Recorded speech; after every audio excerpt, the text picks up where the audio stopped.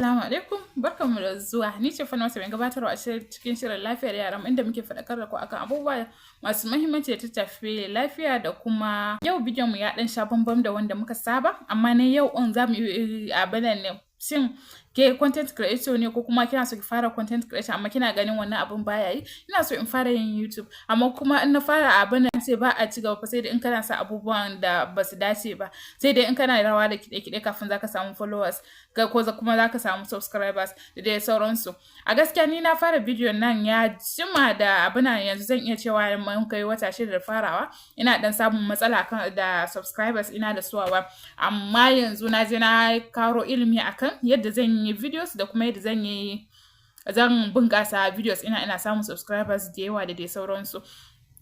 To a yanzu ina so da na zo na zauna ne nazarin abin bayan na koyo abin da na koyo, sai na zauna ne nazarin videos abin nan shafi na zauna ne nazarin sai na ga gaskiya akwai alamun ya kamata in tashi tsaye mun kara zagewa in dantse, especially da na ga subscribers ina da waɗanda ba su yi subscribing channel ina ba sun fi kallon videos ina sun fi yawa.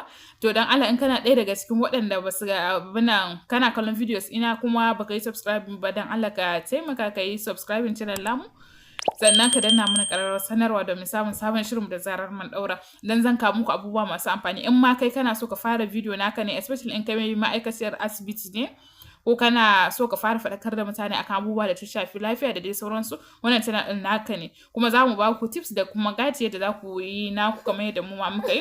To a yau za mu yi reviewing channel nawa tare da ku, inda zan faɗa muku kamar week ne, last week da na yi posting za ku kalli abubuwan da na yi abin nan subscribers ina da abubuwan da ya fara. To bayan dogon tare da na shine na ce gaskiya ina da buƙatan an yi week abin nan in zage in dantse, especially kuma da na fara sabon abin nan I'm not irin conversant with the camera, shine na ce ina so in zauna a gaban mutane ina magana especially a gaban camera in ga ko saboda in saba kuma in koya. Ina fatan za ku koyi tare da ni. Sai kuma yanzu za mu fara reviewing channel namu mu san nawa da dai sauransu, sai muna reviewing hakan nan. Yanzu za mu saka challenge, YouTube challenge kenan, inda zan kawo muku topic masu amfani especially amare da suke ina kullum zan posting videos domin in ga in yi improving a yanayin zaman gaban abin nan. Idan irin kina jin kunya da tsawa ma idan kina yi yawan yi dole kin ga waɗannan abubuwa duka zai ragu. To ku biyo ni domin ku kasance da ni a cikin challenge ɗin, kuma ku ji shin da na yi challenge ɗin na posting daily ɗin shin na samu subscribers da yawa ko na samu watch hours da ake bukata da sauransu. Sai sa yanzu zan karanto mana gashi na riga na yi da comment, na shiga channel ina na dudduba na yi da comment abubuwan da ya kamata mu yi magana akai. Abin mu yi magana akai za challenge kenan.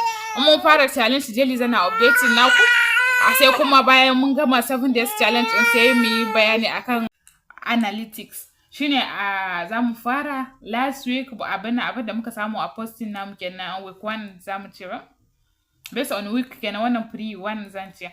To muna da subscribers 46 yanzu haka kenan. Views namu, total views namu da muka samu a satin can shine muna da 22. Watch hours namu ina da 1.8, sai kuma abin nan click through rate nawa irin yadda mutane sun ga video na in ya ba su sha'awa za su dana su shiga, ina da 3.4%. sai kuma subscribers ɗin da na yi gaining only 1 subscribers ne, na gode da uwa.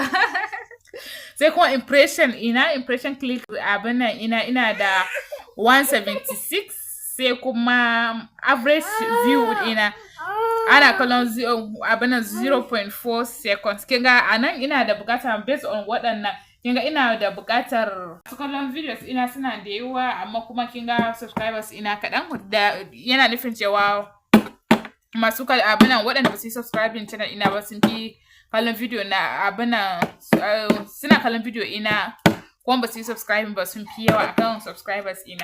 To kinga ina da buƙatar additional subscribers. Views ina ma still ba laifi a cikin subscribers ina 22 mutane 46 kinga 22 sun gani, that means ina kokari. Watch hour na ma dai gashi nan ga shiga kamar shi kamata yi a ce na ƙara. Sai kuma video ina average duration, duk da ina video yawanci baya wuce 5 minutes videos ina, yawanci 2-3 da suwa wai, hakan yana da kyau as a beginner. amma kuma ya kamata mu yi working a kai. Wannan shine pre 7 days challenge ina kenan. Zan kawo muku update inda za mu fara challenge ɗin abinan on 7 gobe kenan, but insha Allah inda za mu na posting daily abubuwan da ya shafi abubuwa dai da ya shafi asibiti gaba ɗaya. Za abuna amma kuma za mu yi focusing akan only pediatrics. Idan kafin ki je asibiti dai sauransu duka za ku gani. Ku kasance tare da abunan, kar ku manta ku kasance da ni a wannan challenge ɗin da zan yi. Ku bani ƙwarin gwiwanku. Sai na gode gashi nan abunan ina ma baby na yana ce muku cewa ku ce mama na wannan challenge ɗin ku ba ta gudunmawar. Na gode, sai mun haɗu gobe a wannan challenge ɗin, kuma zan faɗa muku experience ina yadda na ji, duk da cewa kun san ma'aikatan jinya they are always busy da yawa, amma kuma zan san yadda zan yi in squeezing ina posting, zan yi shooting video in yi editing kuma in yi uploading duka daily. Mu ga shin haka zan iya yi ko ba zan iya yi ba. Idan har zan iya yi, that means kowa ma zai iya yi, tunda ni bani da lokaci da suwawa. To yar uwa me kike jira? Ki farka daga zaman da kike yi, kina neman additional income ko kuma kina so ki abuna, kina da ilimi ko kuma sani yadda zaki koyar da mutane domin mutane ke ma su karu da ke, ki ba al'ummar ki gudunmawa, amma baki san ta hanyar da zaki ba. Zaki fara content creation inda ke ma zaki ba da naki gudunmawa. To, na gode, sai mun haɗu gobe. Bye bye.